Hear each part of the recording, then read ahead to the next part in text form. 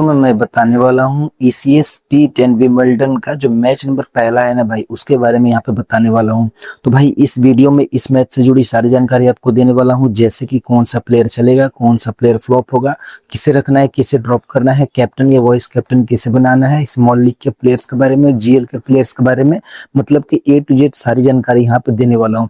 आपको क्या करना है भाई, करना कुछ भी नहीं है, पूरी तरीके से वीडियो को देख लेना है और प्लेयर्स के बारे में समझना है और कोशिश करनी है अपनी टीम खुद से बनाने की।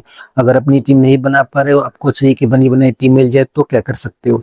देखो, फाइनल टीम अपने टेलीग्राम के चैनल पे देता हूँ, जिस टेलीग्राम चैनल का लिंक मैंने डिस्क्रिप्शन बॉक्स में दिया हुआ है। लिंक पर जस्ट क्लिक करना है और सीधे सीधे टेलीग्राम चैनल से ज्वाइन कर देना है। उसके अलावा भाई कमेंट बॉक्स में एक कमेंट मैंने पिन किया हुआ है, तो वहां पे भी लिंक दिया हुआ है, वहां पे भी जाकर आप ज्वाइन कर सकते हो। उसके अलावा भाई दो तीन आपको इंपॉर्टेंट बातें बता देना चाहता हूँ। सबसे पहले कि जिस मैच की मैं वीडियो बनाता हूँ, उस मैच के बारे में पूरी तरीके से रिसर्च करता हूँ, स्टैट्स ढूंढ के लाता हूँ, तभी मैं वीडियो बनाता हूँ और टीम भी मैं उसी की देता हूँ। मैं ऐसा नहीं है कि मैं जिस मैच के बारे में मुझे पता नहीं है और उसकी मैं आपको टीम नहीं दे पाऊंगा। तो ये ध्यान देना कि हाँ, लेकिन जिसकी भी टीम दूंगा एक तरफा क्लीन स्वीप वाली टीम होगी, आपको सारी जानकारी A to Z दे दूंगा और एक तरफा विन करने वाले हो। उसके अलावा क्या कर सकते हो भाई, मैं कोशिश करूंगा अपनी टीम यहीं पे बनाने की, और जिस प्लेयर्स के बारे में मैंने आपको नहीं बता पा रहा हूँ अभी वीडियो में, मान लो कि जिसका स्टेट्स मुझे नहीं मिला, तो जब लाइनअप आएगी ना भाई, उसके बारे में आपको कहीं से न कहीं से ढूंढ कर मैं आपको ला के दिखा दूंगा कि किस तरीके से प्लेयर परफॉर्म करता है। तो चलो, ये तो बातें होगी। अब मैच के ऊपर आते हैं। देखो, सबसे पहले मैच की बात करें तो मैच होने वाला है TWI और यहाँ पे BST के बीच में। और मैच टाइमिंग की बात करें तो 2:30 पे ये मैच स्टार्ट होने वाला है।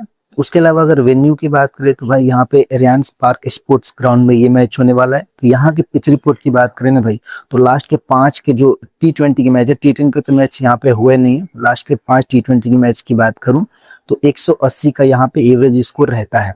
उसके अलावा लास्ट के 5 मैचों में यहाँ पे टोटल 46 विकेट्स गिरे हैं, और यहाँ पे पेसर्स को यहाँ पे 25 विकेट्स मिले हैं और स्पिनर्स को यहाँ पे 21 विकेट्स मिले हैं। पेसर्स और स्पिनर्स का लगभग यहाँ पे बराबरी का मुकाबला रह रहा है। उसके अलावा T10 के मैच है ना, तो T10 के मैच में करना क्या है, टॉप ऑर्डर का बल्लेबाज हमने अपनी टीम में रखना है। उसके अलावा ऑलराउंडर्स को अपनी टीम में भर भर के लेना है, और जो बॉलर डेथ कोर्स में बॉलिंग कराएंगे उन पे ज्यादा फोकस करना है।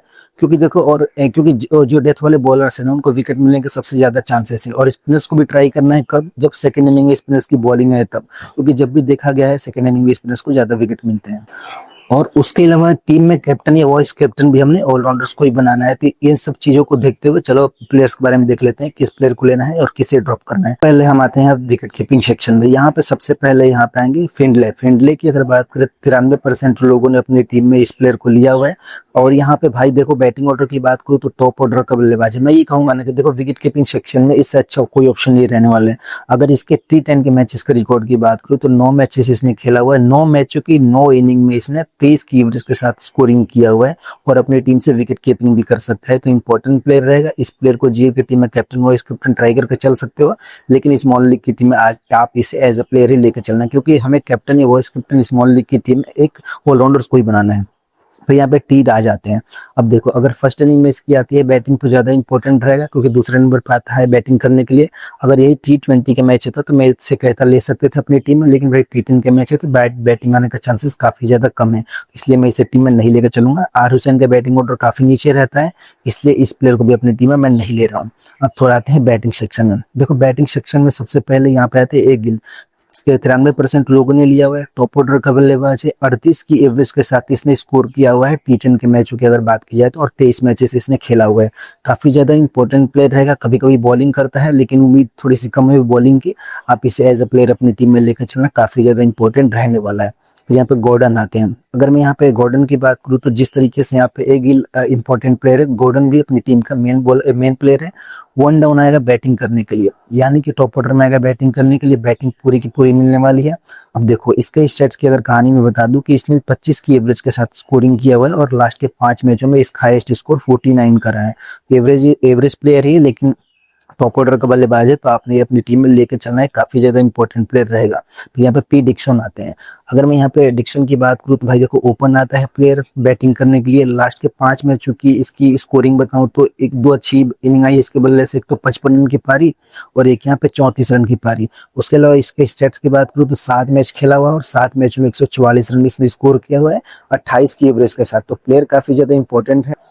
और अगर देखा जाए तो इसका सिलेक्शन भी ठीक ठाक है, 75% लोगों ने लिया हुआ है। तो आपने इसे एज अ प्लेयर भी टीम में लेना है। तो जो टॉप के 3 बल्लेबाज हैं इनको आपने नहीं छोड़ना है अपनी टीम में। उसके बाद स्टेन आते हैं, उसके बाद यहाँ पे स्टेनर आते हैं। स्टेनर की बात करें भाई तो देखो, अगर फर्स्ट इनिंग में आती है बैटिंग तो ट्राई करना, अदरवाइज इसको ड्रॉप करके चल सकते हो। 13 की एवरेज के साथ प्लेयर स्कोर करता है T10 के मैचेस में, तो उतना ज्यादा इंपॉर्टेंट नहीं रहेगा। फिर यहाँ पे टेलबोट आते हैं। अगर मैं टेलबोट की बात करूँ ना भाई, तो देखो ये हमारे लिए ट्रम्प कार्ड पिक हो सकता है। देखो वन डाउन प्लेयर आता है बैटिंग करने के लिए, यानी कि बैटिंग पूरी की पूरी इसकी मिलने वाली है। उसके अलावा देखो इसके साथ ये बात है कि लास्ट के 5 मैचों में इसका 38 का हाईएस्ट स्कोर रहा है। और ओवरऑल अगर स्टेट्स की बात करूँ तो इसने 6 मैचेस खेला हुआ है और 6 मैचों में 15 की एवरेज के साथ भाई स्कोर करके जाता है। तो मैं कहूंगा कि जेल की टीम में ट्राई कर सकते हो, और स्मॉल लीग की टीम में थोड़े से रिस्की प्लेयर हो तो स्मॉल लीग की टीम में भी ट्राई करके चल सकते हो, क्योंकि सिलेक्शन इसका भाई का कम है, पर प्लेयर टॉप ऑर्डर में आता है बैटिंग करने के लिए। उसके बाद यहाँ पे कार्लोस नूनेस आते हैं। अगर नूनेस की बात करें भाइयों, तो प्लेयर तीसरे नंबर पे आता है बैटिंग करने के लिए। वैसे ही इसकी बैटिंग नहीं आएगी, लेकिन जो मेन बात है ना, इसके साथ बॉलिंग बैकअप है। लास्ट के 3 मैचों की अगर इसकी कहानी बताऊं, कि लास्ट के 3 मैचों में एक मैच में 2-2 ओवर की बॉलिंग करी है और 2 मैचों में 1-1 ओवर की बॉलिंग करी है। इसके ओवरऑल अगर स्टैट्स की बात करूं तो इसने 5 मैचेस खेला हुआ है और 5 मैचों में इसने कुछ खास नहीं 38 की एवरेज के साथ स्कोर किया हुआ है। प्लस इसने बॉलिंग भी करी है और 3 मैचों में बॉलिंग करी है और 2 विकेट भी इसने चटकाया हुआ है। तो प्लेयर अच्छा है, बैटिंग से और बॉलिंग से कहीं से ना कहीं से पॉइंट दे देगा। इस टाइप के प्लेयर को अपने जीएल की टीम में कैप्टन वाइस कैप्टन रोटेशन करके ट्राई कर लेना है। स्मॉल लीग की टीम में एज अ प्लेयर ही लेके चलना है। उसके अलावा बाकी के इन जो नीचे के प्लेयर है, इनका बैटिंग ऑर्डर काफी नीचे रहता है और इनके बारे में भाई बता के टाइम वेस्ट करने से कोई फायदा है नहीं, क्योंकि एक तो भाई ये खेलेंगे नहीं।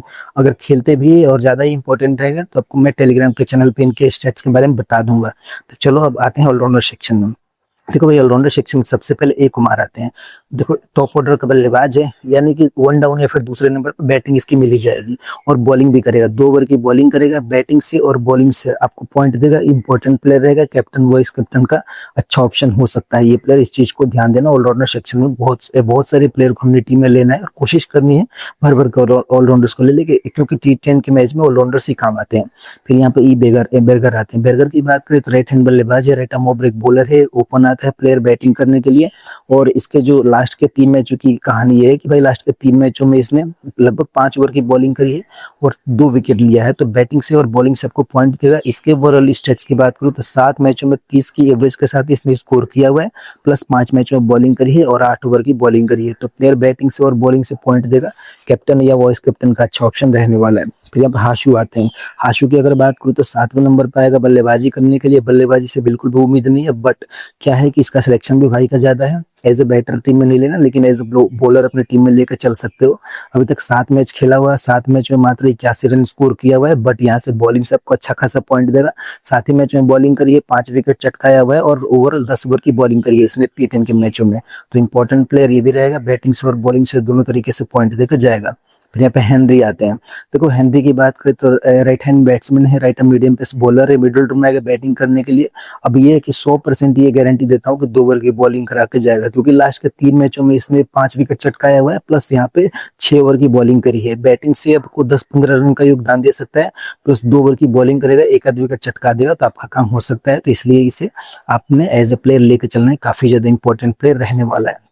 फिर यहाँ पे ए मैथर आते हैं। अगर ए मैथर की बात करें भाइयों, तो देखो बैटिंग ऑर्डर थोड़ा सा नीचे है, 2-2 ओवर की बॉलिंग करता है, लेकिन कभी कभी 1 ही ओवर की बॉलिंग करेगा। और फर्स्ट इनिंग में आती है बॉलिंग तो ही ट्राई करना है अपनी टीम में, नहीं तो इस प्लेयर को ड्रॉप करके चल सकती हो, उतना ज्यादा इंपॉर्टेंट नहीं रहेगा। फिर यहाँ पे ए पाटिल आते हैं। अगर मैं ए पाटिल की बात करूँ तो भाई देखो पाटिल का सिलेक्शन परसेंटेज 13% है। अब इसका रीजन ये है ना भाई कि कभी कभी बड़ी इनिंग खेल के चला जाता है मिडिल ऑर्डर में आगे बैटिंग करने के लिए, लेकिन 2 ओवर की बॉलिंग कन्फर्म है। आप चाहो तो as a trump card player भी इसे ट्राई करके चल सकते हो। 13 की एवरेज के साथ भाई स्कोर करके जाता है, बट बहुत सारे मैचों में इसने 2-2 ओवर की बॉलिंग करी है, तो इसलिए as a trump card player भी अपनी टीम में ट्राई करके चल सकते हो। खास करके जीएल की टीम में कैप्टन वाइस कैप्टन ट्राई करके चल सकते हो। फिर यहाँ पे वाइंडर लिंडे आते हैं। लिंडे की अगर बात करें तो इंपॉर्टेंट प्लेयर रहेगा ये player. As a trump card player भी ट्राई करके चल सकते हो। मिडिल ऑर्डर में आएगा बैटिंग करने के लिए, 2 ओवर की बॉलिंग कंफर्म कराएगा। अगर ये प्लेयर खेलेगा तो आप अपनी टीम में पक्का ही ट्राई करके चलना, काफी ज्यादा इंपॉर्टेंट प्लेयर रहने वाला है। उसके अलावा भाई इनमें से कोई भी आपके लिए ज्यादा इंपॉर्टेंट नहीं रहेगा, सबका बैटिंग ऑर्डर नीचे रहता है और बॉलिंग बैकअप किसी के साथ भी नहीं है। और इनमें से मान लो कोई खेलेगा भी नहीं, अगर खेलता भी और ज्यादा इंपॉर्टेंट रहेगा तो आपको मैं टेलीग्राम के चैनल पे बता दूंगा। अब थोड़ा सा आते हैं बॉलिंग सेक्शन में। देखो बॉलिंग सेक्शन में सबसे पहले ए खान आते हैं। अगर मैं यहाँ पे ए खान की बात करूँ ना भाई, तो देख लो यहाँ पे ए खान की कहानी ये है कि भाई देखो पहली बात की सिलेक्शन परसेंटेज 93% लोगों ने लिया हुआ है अपनी टीम। हो सकता है जो एक खान है अपनी टीम से डेथ कोर्स में बॉलिंग भी कराए, अपनी टीम का मेन बॉलर है, 93% लोगों ने लिया हुआ है, 2 ओवर की बॉलिंग कंफर्म है, आप ये मान कर चलना कि 2 ओवर की बॉलिंग कराएगा ही कराएगा।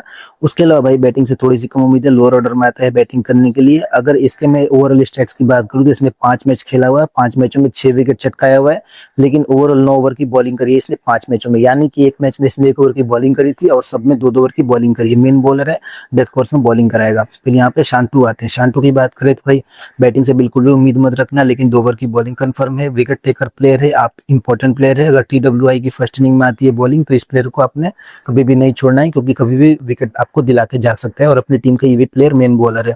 फर्स्ट इनिंग में आती है बॉलिंग तो जेल की टीम में इस प्लेयर को BCB ट्राई करके चल सकते हो। फिर यहाँ पे मैकेंजी आते हैं, मैकेंजी की बात करें तो भाई देखो लास्ट के 3 मैचों में इसने 2-2 ओवर की बॉलिंग करी है, 4 मैच खेला हुआ है भाई और इसने 4 मैचों में 7 विकेट चटकाया हुआ है और 7 ओवर की बॉलिंग भी की हुई है। तो प्लेयर मेन बॉलर अपनी टीम का, विकेट टेकर प्लेयर है, एज अ प्लेयर अपनी टीम में लेकर चलना इंपॉर्टेंट प्लेयर रहेगा। अब तो आप देखो, अगर बॉलिंग सेक्शन से बात करूँ तो इन 3 प्लेयर को आपने कभी नहीं छोड़ना है, तीनों ही प्लेयर विकेट टेकर है और तीनों ही प्लेयर अपनी अपनी टीम से डेथ कोर्स में बॉलिंग करेंगे, तो इंपॉर्टेंट प्लेयर रहने वाले हैं। फिर यहाँ पे जी सिंह संधू आते हैं, विकेट टेकर प्लेयर है, एक बार फिर से मात्र 15% लोगों ने लिया हुआ है। जिस तरीके से प्लेयर परफॉर्म करता है उस तरीके से लोगों ने सिलेक्ट नहीं किया है, पर इंपॉर्टेंट प्लेयर रहेगा हमारे लिए, कभी भी आपको 2 या 3-4 विकेट दिलाकर जा सकता है। तो as a trump card player भी अपनी टीम में ट्राई करके चल सकते हो, कभी भी आपको 2 या 3 विकेट जाके जा सकता है। इसका स्टेट्स की बात करूँ तो इसने 7 मैच खेला हुआ है, 7 मैच में 9 विकेट चटकाया हुआ है, प्लेयर अच्छा है, इसे टीम में लेकर चलना है। फिर ये अब्बास आते हैं, जिस तरीके से जी सिंह संधू की बात है उसी तरह ये अब्बास है, इंपॉर्टेंट प्लेयर रहेगा, 16% मात्र लोगों ने लिया हुआ है, कभी भी आपको विकेट दिलाकर जा सकता है। इसके स्टेट्स की बात करूँ तो इसने देखो T10 के तो उतने मैचेस नहीं खेले हैं, T20 के इसने कुछ मैचेस खेले जिसमें से अच्छा खासा परफॉर्मेंस किया और बेस्ट फिगर वहां पे 14 रन देके 3 विकेट इसने लिया हुआ था। तो इंपॉर्टेंट प्लेयर रहेगा, आपके लिए कभी भी 3-4 विकेट दिलाकर जा सकता है, इसलिए मैं इस प्लेयर को भी अपनी टीम में लूंगा। तो देखो यहाँ पे अगर खेलते हैं, अगर पांचों के पांचों प्लेयर खेलेंगे तो मैं इनमें से किसी को भी ड्रॉप नहीं करूंगा, इन पांचों ही प्लेयर्स को अपनी टीम में लेकर चलूंगा। उसके अलावा यहाँ से कोई भी आपके लिए ज्यादा इंपॉर्टेंट नहीं रहेगा, कि कोई भी आपके लिए ज्यादा विकेट टेकर है नहीं और विकेट नहीं दिलाएगा। अगर इनमें से कोई ज्यादा इंपॉर्टेंट है और मुझे पता चलता है कि इनको बॉलिंग मिलेगी कि नहीं मिलेगी तो उसके बारे में आपको टेलीग्राम के चैनल पर बता दूंगा। तो भाई अब देखो, कैप्टेंसी की बात करें सबसे अच्छा ऑप्शन यहाँ पे ए कुमार और यहाँ पे बर्गर रहने वाले हैं, क्योंकि प्लेयर बैटिंग भी करते हैं और बॉलिंग भी करते हैं। और जेल की बात करूँ तो भाई जेल की टीम में कैप्टन वाइस कैप्टन यहाँ विकेट कीपिंग सेक्शन से फिंडले को ट्राई करके चल सकते हो। उसके अलावा ये गिल और यहाँ पे गॉर्डन भी अच्छे ऑप्शन रहने वाले हैं, तो इन प्लेयर्स को जेल की टीम में ट्राई करके चल सकते हो। तो उम्मीद है कि आपको सब कुछ समझ में आ गया होगा। तो भाई वीडियो देखने के लिए, अपना कीमती समय देने के लिए आप सबका बहुत बहुत धन्यवाद।